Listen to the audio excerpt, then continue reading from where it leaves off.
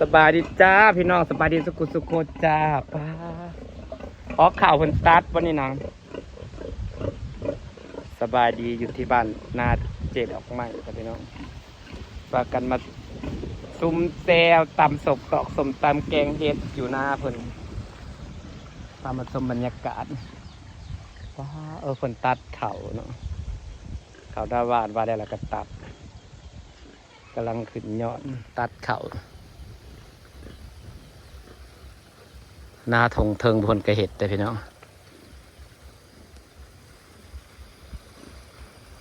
เลี้ยงหมูมีครบทุกอย่างยับฝนน้ำบ่อึดก็เปิดน้ำที่เฮ้ยน้ำเพื่อนเอาเล่นวลายเบาวงมาแล้วเดี๋ยวแต่อัมมาลาจ้าแนะนำโซลาเซลล์ในแห้งครั้งที่สองมาหน้าเกี่ยวกับไม้ ๆเหม็นนำโซลาเซลล์คือบัวแห้งแล้วนี่วะ มันน่าเป็นแบบสบายตาดี เหม็นมีทุกอย่างอุดมสมบูรณ์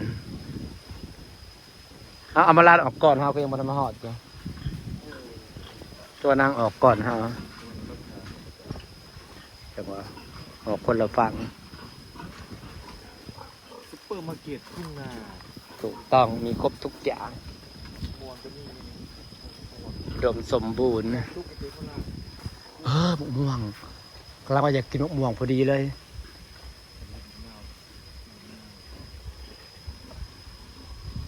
เบื้องน้ำโซลาเซียเป็นแห้งๆแตกจิจั่ว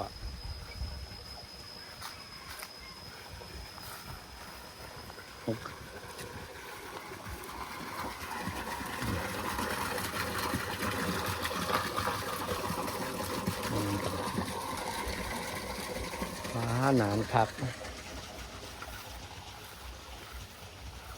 หอมเปย์บ้านเฮาแต่ว่าคือออกมาก่อนครับเขายังไม่เห็นอยู่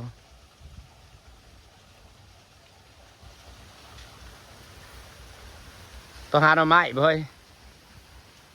หาหน่อไม้ไปแกงหน่อไม้อีกแล้วมื้อที่สองจับเราบอกกินตำม่วงน้ำกัจจา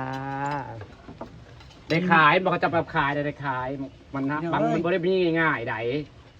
หมูเพื่อนสาวสิขากันทางอ้อม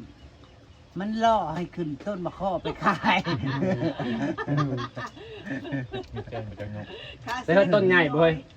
ใส่ต้นมันนะ นี่ สองต้นถูก น้อยนะ เดี๋ยวไป โหใหญ่อยู่เด้อ นี่นี่กับต้นบางอย่างเห็นบอกเฮ้ยไอ้แจงหัวนี่ดิ เป็นบัก โอ้นั่นน่ะ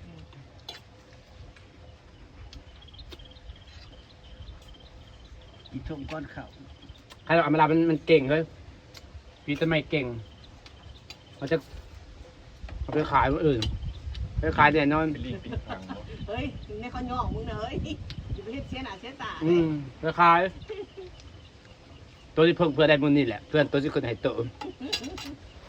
มึงพาใส่เพื่อนในมูลนี่แหละ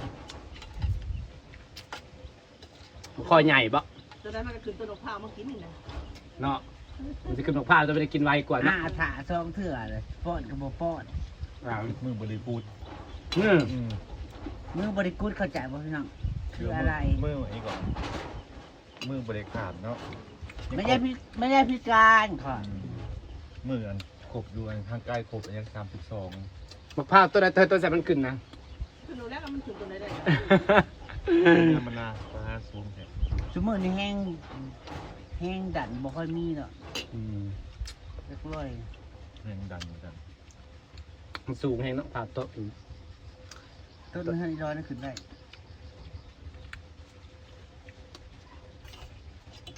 ก่อนแห้งคือต้นหมกตาลแต่ว่า ขึ้นแล้วก็ลงมา ต้นตาลต้นไหนก็ขึ้นได้เบิด หลุดเบิดหลุดลงมา ขึ้นต้นแค่ไอ้รางทงนะมันไม่ขึ้นต้นนะแห้งกระสูงแต่ว่า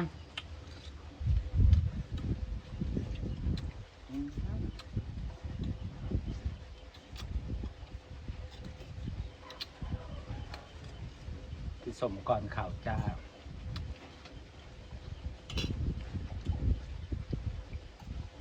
เขาได้สีเอาสิบมาอีกเนาะ มันก็สลัดมันไม่ได้มากกูเหลือได้เกี่ยวหยาเนี่ยมันก็ทำทาส่วนเพื่อนผู้นี้มาตัวประทันหัวมันดอก ใส่แกงมาซอยมันเลย อย่าว่ามันโง่ซะเนาะ หัวดีเด้อเฮ็ดตัวบ่มีมันก็ตัวว่ามันแกงเฮ็ดพวกหน่อไม้ก็ได้มันว่าต้องสลัดของมัน มันตัวเริ่มนั่นเริ่มนี่จริงอยากใส่คนเลย โทรหาผู้นี้คนนั้นมาจะนอนกับโทรหาผู้เสียวมากเนี่ยให้ผู้เสียวมาหุบยาซอย เลาะบ่เสียวเลาะบ่เสียว เราใส่ปลาเจียวฮุบหนานะมึงเราใส่ปลาเจียวโอริโอฮุบหนา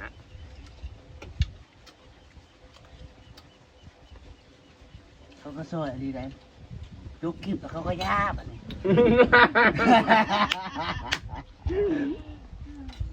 ที่บอกความจริงจริงเลย ปลาเจียวจะมาถ่ายคลิปนี่มันเป็นคนจับจะเป็นคนฮุบเด้อขออยู่มันก็เป็นคนจับกล้องตัวเนาะ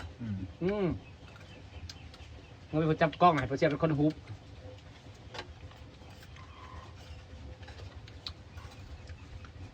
ก็จำกินนาว เป็นซองเถื่อสมมันนาว กึ่งมันสดเกี่ยงดับเลยนางเดียว ซองหมากปักใหญ่เด้อเฮ้ยไม่ได้หน่อยใดหมากปักใหญ่แล้วมันซุกมันแซ่บมึงบอกนี่นะมุมได้หรือยังวะ ว่าสู้กันเน่าแล้วใครจะสู้กันเน่า ข้าต้องมุมค่าต้นนะบ่ได้ แก่หรอโม่โม่ได้แก่ บ่ เฮ้ยมันก็เป็นไม้นี่นะโม่เป็นไม้นี่นี่ คือเห็นหมากซุกมันหล่นกองนี่ซะ อันตัวมันซุกเนาะมันบ่ได้แก่มีนอนเขาไปจอมัน อ๋อ มันก็เลยคือซุก ศัตรูพืชหลายน้อยกล้วยนางสายคันนะเริ่มงามเลยเนี่ยไปเขียวเลยกล้วยเอ็นหอมบ่เฮ้ย มันเล่นตัวหอยเพื่อน นี่นะกำลังติดกับหอมแล้วสีเขียวสีม่วงเบนนะกำลังงาม เจ้าเอาหมวกเข้ามาหายเยอะ มองที่ใช้ เอาหมวกมาให้เด้อสุด ได้หมวกนี่เริ่มงามแล้วกล้วยหอมในคัน เมื่อยกินเลยนะเกลือยังย่างเป็นหลอดชูขนาดนี้บ่ได้ชูแห้งไหน เพราะพันยังไงมันหักบสูงบ่ มันบ่ได้ชูเลยมันทำนั่น คือจะได้แนวเด้ กินตลอดกินที่ปูนี่ใช่มือเล่มสวนโดนของแห้งเลย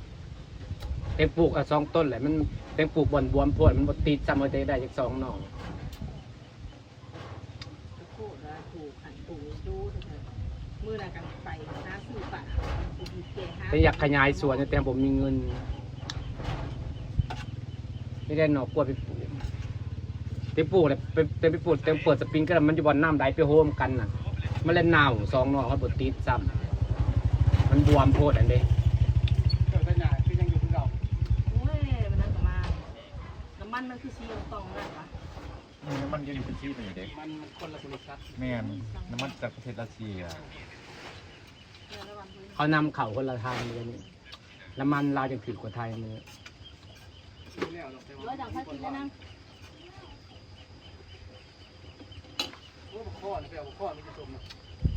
ก็คือเป็นน้อย ยืมยังวะไปแล้วรอบบ่ายไปแล้ว ก่อนที่ไปขึ้นแม่งคอยไปขายอยู่ เห็นมะม่วงเลยกินมะม่วงก่อนกำลังเหงื่อให้อัมบาลาขึ้นอยู่ที่นี่นะ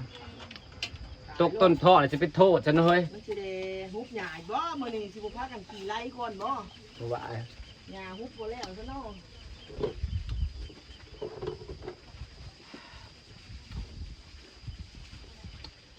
เจ้าก็มากินสมนะซองข้าวเจ้าคงสูว่าเจ้าจะกินหลายกว่าหมูอีก มาพอมากกับตัดต่อ นี่เลย มี ตามมาแล้วเพิ่นน่ะกินหลายกว่าหมูเลยสังเก มี ต ตำกล้วยกับตำกล้วยต่อนี่นี่ แต่จริงๆน่ะกินบักนาวถั่วบักใหญ่มาแล้วบักนาวหั่นบักนาวก้อยบักนาวมาแล้วเรียบร้อย กินขึ้นมากินตลอดทั้งบ่อ้วนมาขึ้นมาบ่อ้วน บนมากินซบมันจะอ้วน บ่อย่างอื่นคือกันมันมาแล้วแดดเนาะเราก็มาแล้วฝนตก ให้มันแดดแล้วจักมือบรรยากาศนาเพิ่นพี่น้องนี่นะหมักน้ำนมเนาะมันเป็นหมักเขียบฝรั่งสาวฝรั่งเมียฝรั่งมาแล้วพุ่นใส่แว่นตาดำสุดดำ ที่ไปเที่ยวนั่นเซเนาะ อยากคือสาวแบบไฮโซได้ใส่แว่นตานี่คือ แนมไก่นะคือว่างามๆเนาะว่างามๆแนมไก่นะหนาคมๆหนาขาวๆคือจังหวะจะว่าบ่นอดไก่ผัดว่ามึงคืองามด้วยแนมไก่นะว่าเป็นผู้สาวสำน้อย นี่บ่เอื้อบ่นำให้ผัว ยังว่าเขาได้เอเซลยัง ก็ได้มื้อนี้บ่นี้ กัดซีก็ได้แล้วก็ไปน้ำกันนะ ก็เจ้าก็ได้แต่มันก็บ่มี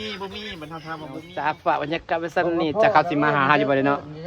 พ่อหลายคนมันก็มุมอันเลยเนาะพ่อเห็ดปวกหลายคนแซวๆ